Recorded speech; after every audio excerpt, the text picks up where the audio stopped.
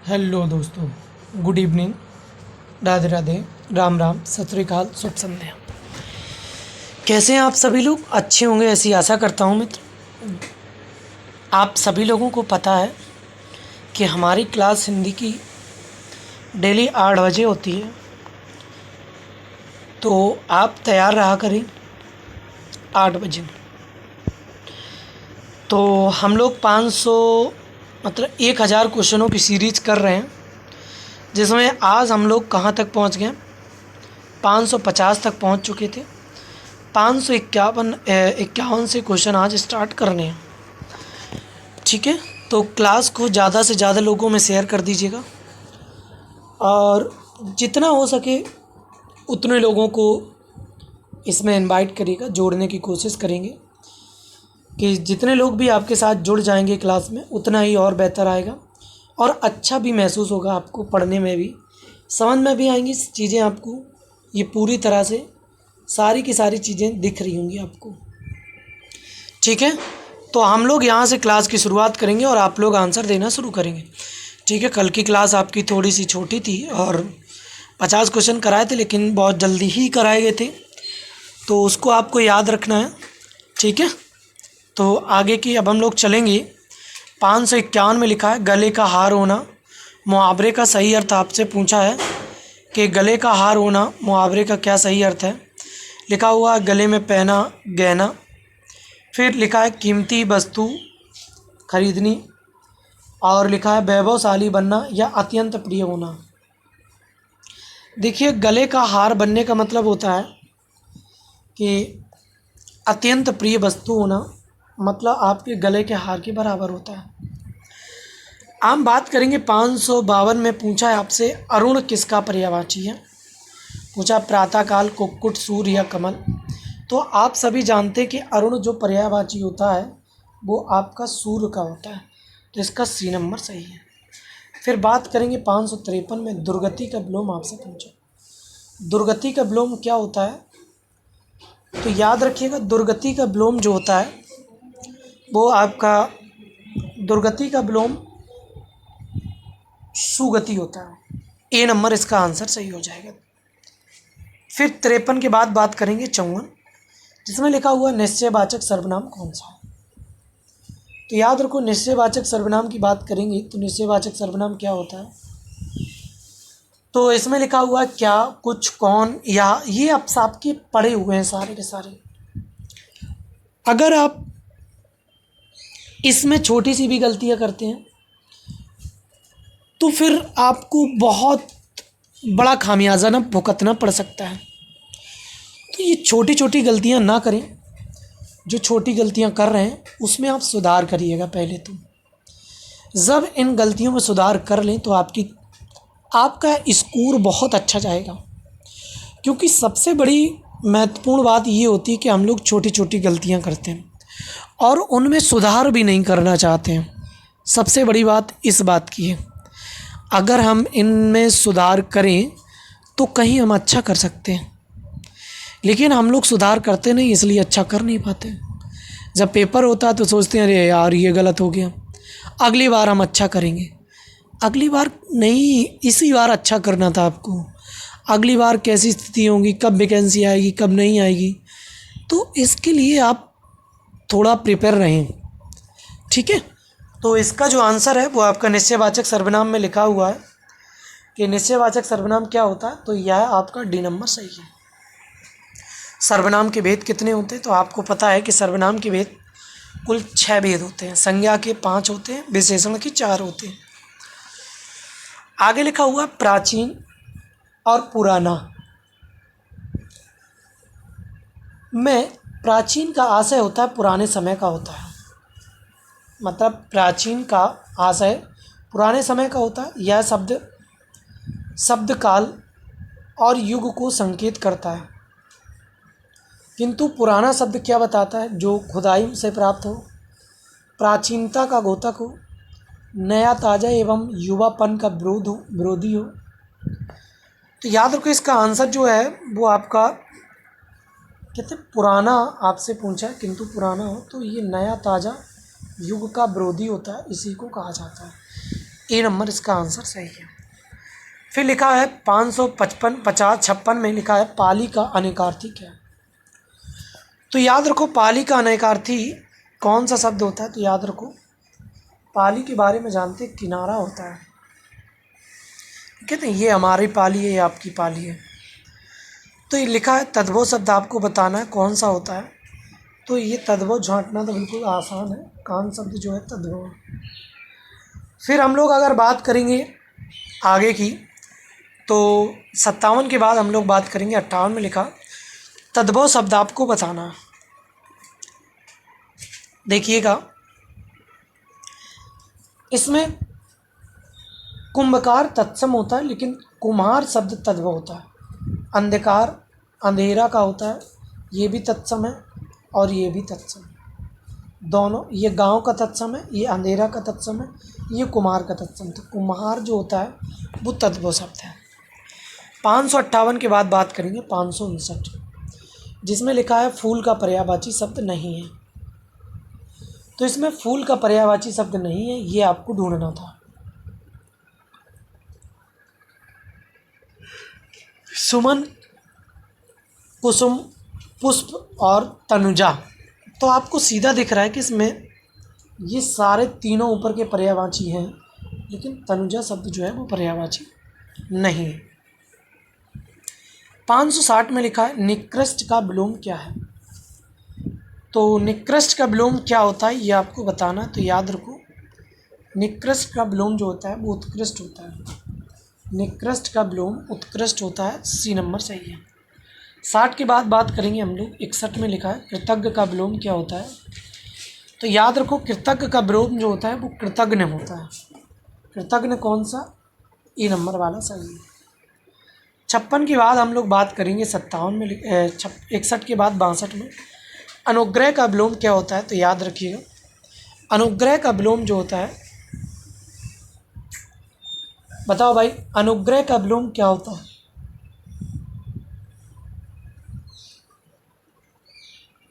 दंड, कृपा, आशुतोष, अनुतोष और आग्रह।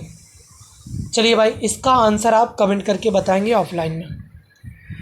फिर लिखा है वही 63 में भी वही 64 में क्वेश्चन में आपसे पूछा गया है कि प्रत्यय रहित कौन सा शब्द है जिसमें कोई भी प्रत्यय नहीं लगा है। तो याद रखो प्रत्यय शब्द आपसे पूछा है। देखिए इसमें आप लू शब्द हटा दीजिएगा तो दया शब्द बन जाएगा। तो लू इसमें प्रत्यय है, इसमें भी लू प्रत्यय है, इसमें भी झगड़ा शब्द बन जाएगा और लू प्रत्यय आपका हट जाएगा। जबकि इससे आप अगर लू हटा देंगे तो इसमें रता शब्द का कोई अर्थ नहीं होता है। ठीक है, तो ये आपको याद रखना है कि डी नंबर इसका आंसर सही है। 64 के बाद बात करेंगे 65 में लिखा है तनु तनु शब्द युग्म का अर्थ है। तो ये आपको बताना है कि तनु शब्द का अर्थ क्या होता है और तनु शब्द का अर्थ क्या होता है। तो याद रखो तनु का अर्थ होता है बड़ाऊ की मात्रा पुत्र, और तनु का अर्थ होता है दुबला। ये आपका दुबला और पुत्र, इसका आंसर सी नंबर सही है। बात करेंगे 65 के बाद 66 में लिखा है आतनु का पर्यायवाची होता है। तो याद रखो आप जानते हैं कि आतनु का पर्यायवाची कामदेव होता है, सी नंबर सही है। बात करेंगे 67 में लिखा हुआ है कि कौन सा बर्तने की दृष्टि से शुद्ध है। तो ये आपको बताना है। तो याद रखो इसमें ए नंबर में केंद्रीकरण बी नंबर में लिखा, फिर केंद्रीकरण लिखा है, केंद्रकरण लिखा। तो इसका जो आंसर सही है वो बी नंबर सही है, केंद्रीकरण आंसर बी नंबर सही है। बाद में बात करेंगे हम 67 की बाद 68 में हवा का पर्यायवाची शब्द नहीं है। हवा का पर्यायवाची शब्द नहीं है, ये आपको बताना था। तो याद रखो वैसे तो हमें भाई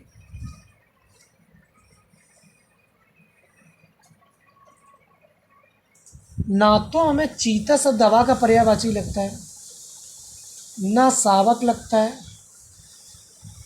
नृसिंह नहीं भी लगता है। केसरी शब्द होता है क्या?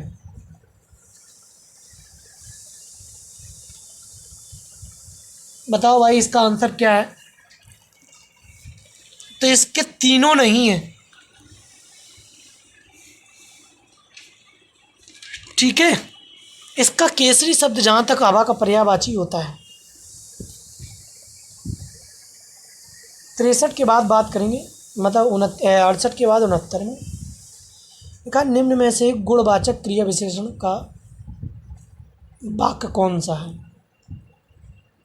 जिसमें गुण बताए जा रहे हैं।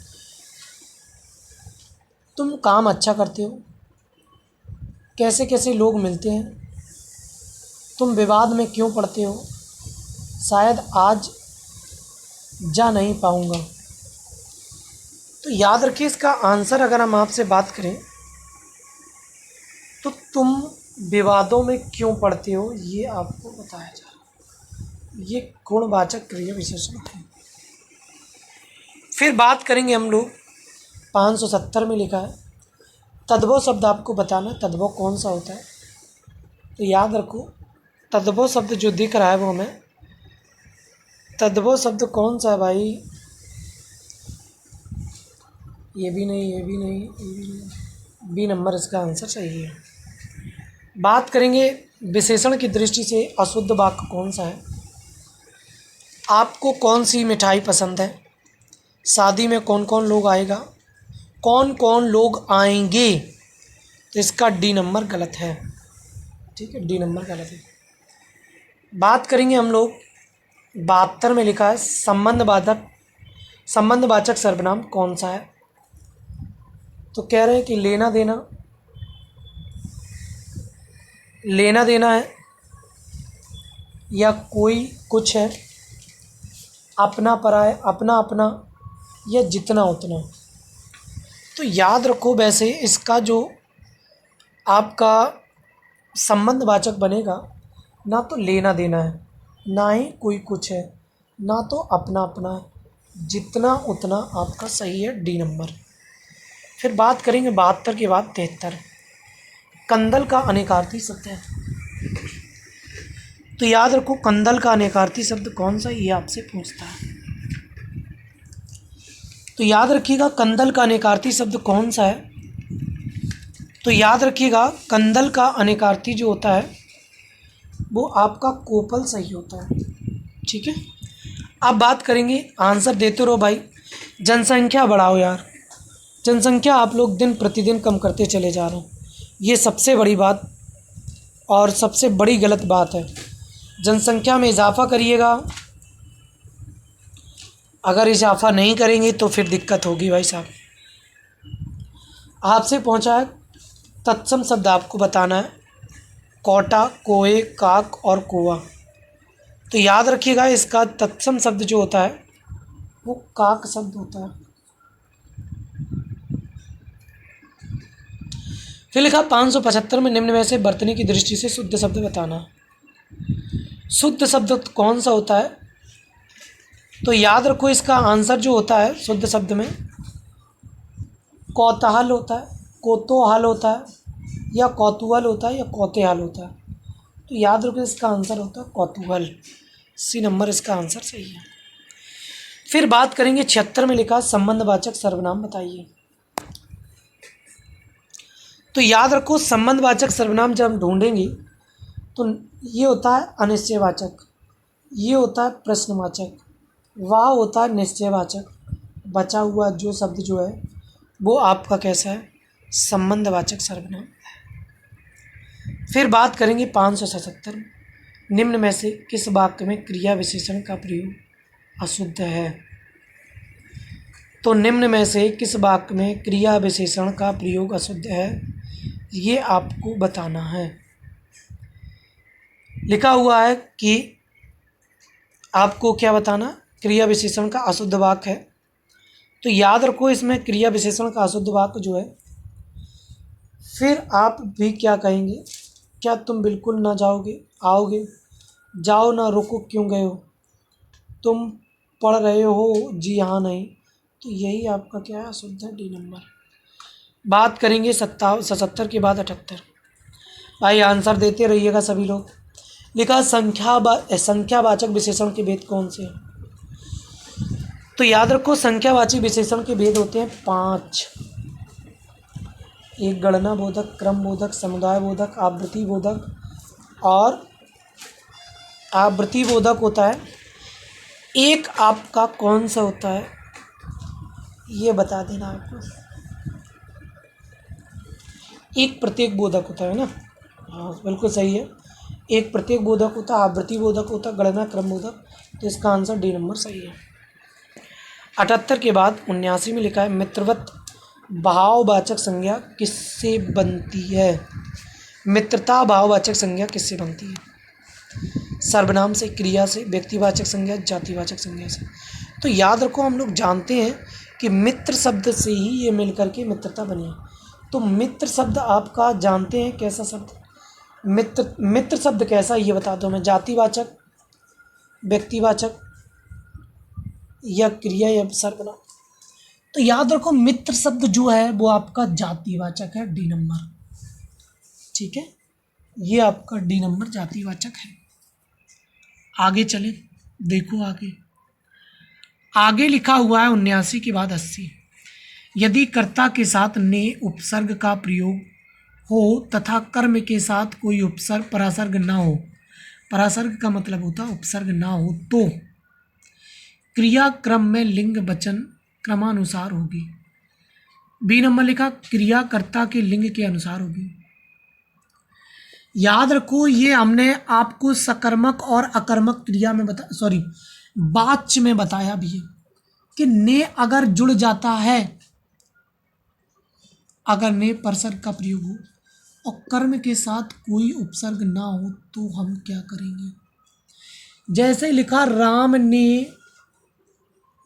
ने खाना खाया, क्या लिखा? खाना खाया।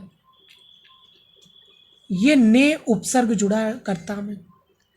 अगर हम यही करते सीता ने खाना खाया तो क्या क्रिया में परिवर्तन हुआ? नहीं ना, खाया शब्द पहले भी जोड़ रहे, खाया शब्द अभी भी आ रहा, जबकि हमने कर्ता को चेंज कर दिया।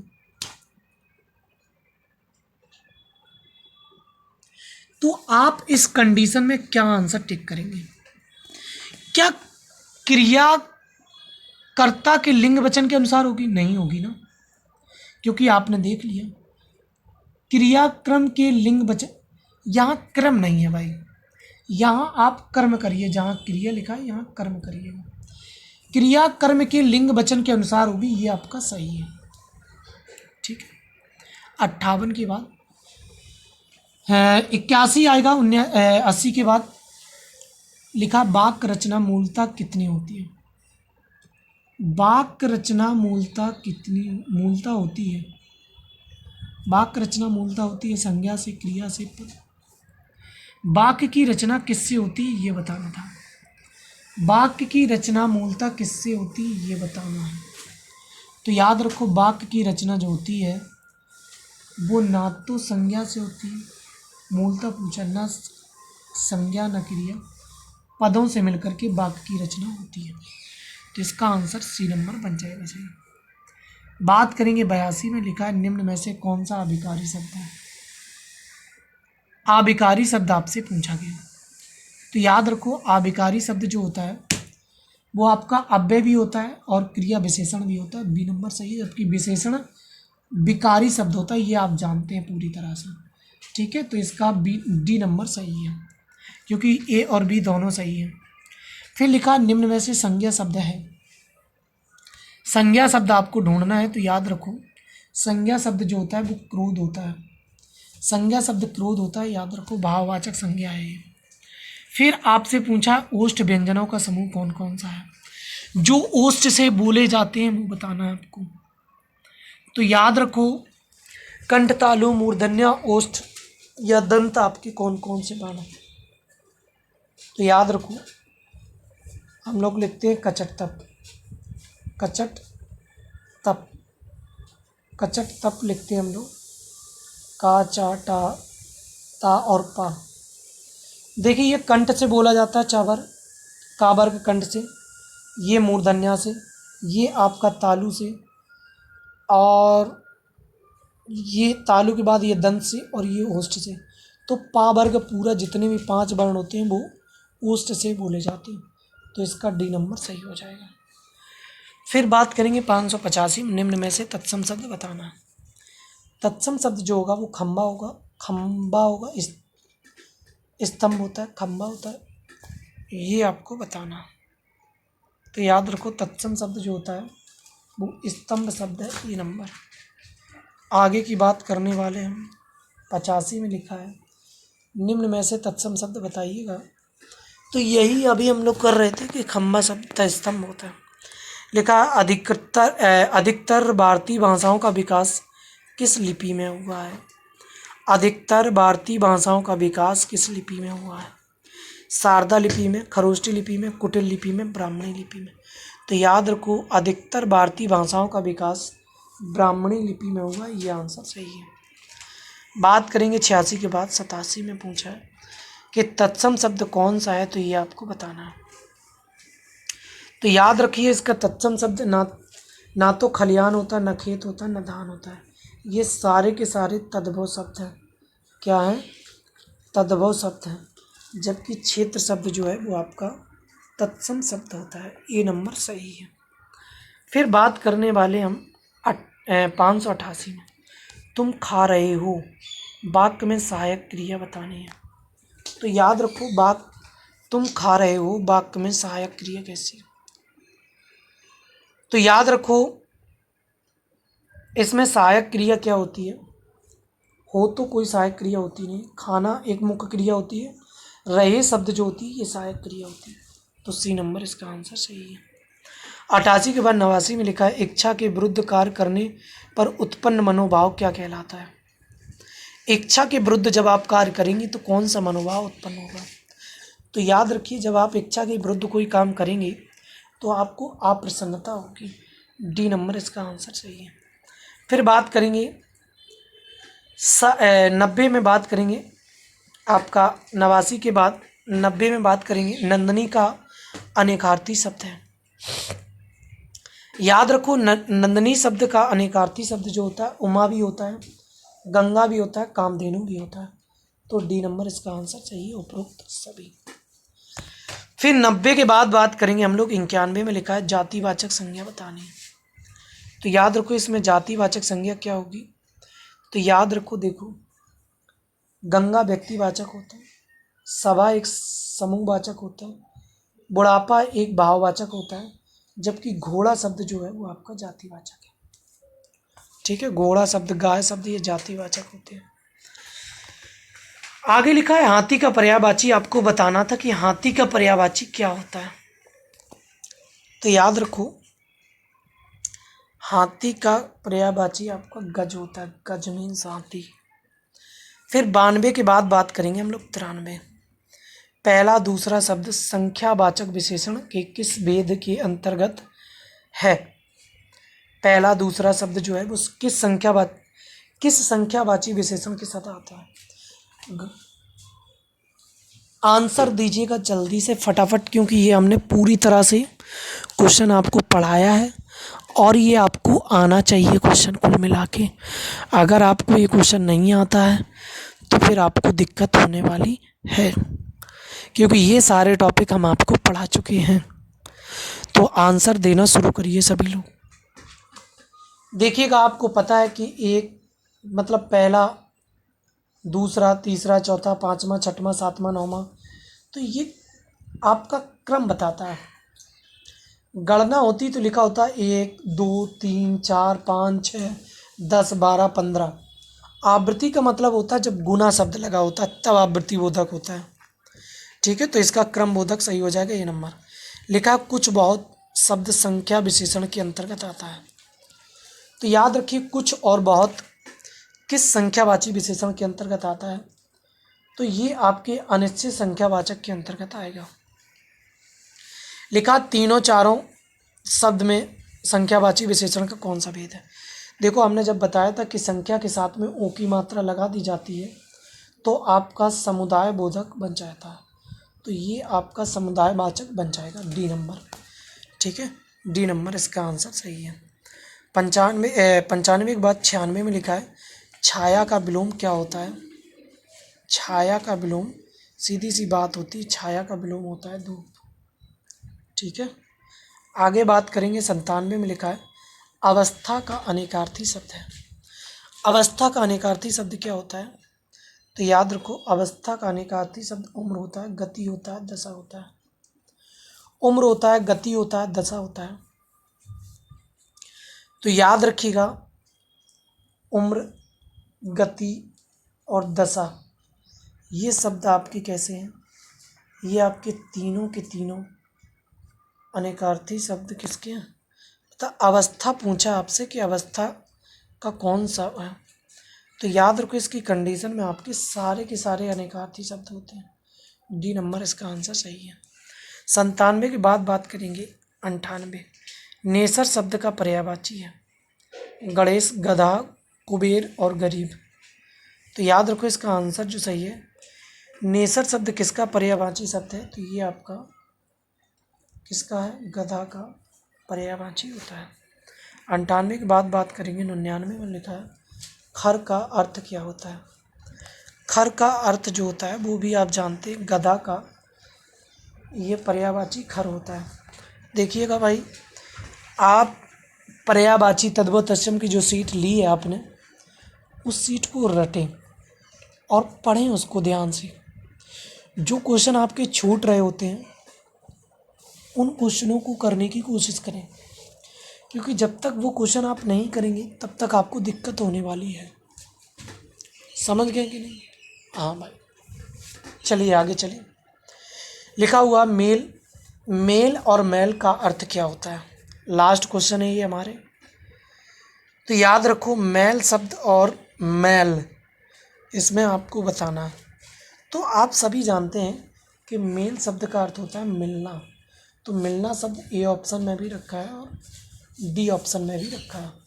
जबकि मेल शब्द जो होता है, मैल शब्द गंदगी होता है या मैला होता है, तो गंदगी होता है या फिर मैला होता है। बताओ भाई जल्दी से बताओ। तो याद रखो आप सभी जानते हैं कि मैल शब्द का अर्थ होता है गंदगी, तो इसका आंसर ए सही हो जाएगा। ठीक है, तो आज की क्लास तो ये हमारे 50 क्वेश्चन कंप्लीट हुए और 1000 क्वेश्चनों की ये श्रृंखला है जो आप सभी लोगों को याद रखनी है। और पूरी तरह से 8 बजे आप तैयार रहा करें कि 8:10 पे आपकी क्लास हर हालत में स्टार्ट हो जाती है। कोई रीज़न है तो भले ही क्लास ना हो पाए, लेट हो, लेकिन क्लास आपकी विधिवत तरीके से चलती है और ये आगे भी चलती रहेगी, ये हमें उम्मीदें होती हैं। ठीक है, तो भाई अब आगे आप बताइएगा आंसर कि कल हम लोग 600 के आगे क्वेश्चन करेंगे। ठीक है, तो आज के लिए हम इतने ही रखते हैं। सभी लोगों को 9 बजे वाली क्लास में आना। आज भी हम कोई एक नया टॉपिक लेकर के आएंगे धुआंधार तरीके से, तो उस क्लास में भी जुड़ना मत भूलिएगा। सभी लोगों को thank you, all the best, good night.